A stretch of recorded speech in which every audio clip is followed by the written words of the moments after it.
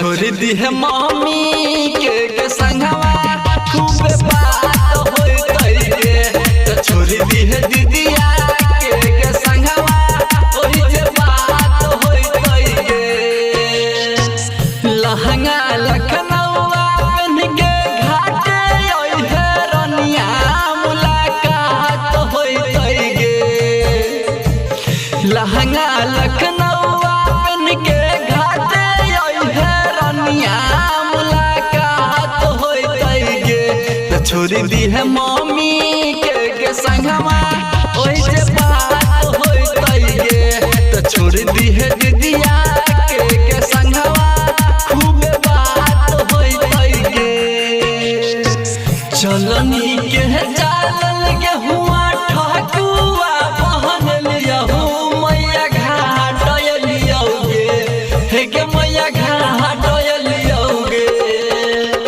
कहवा तोहर नहिरा के धोबिन कहवा तोहर ससुरहरिया के कहवा तोहर ससुर घटिया पर कर बहु इंतजार चाय रे बज हटमवा तू याद रखी है गे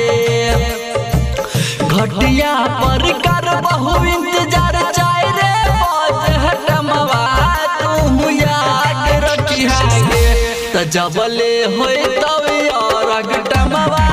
तबले बात करी है गे त जबले होई तब और घटमवा तबले बात करी है गे चलनी के चालल के हुआ ठकुआ पहन लियहु मैया घाट लियोगे हे के मैया घाट लियोगे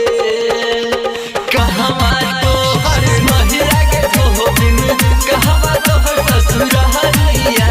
के कहवा तोहर ससुर छठी माई से मांगल जैतै साथी के वरदानमा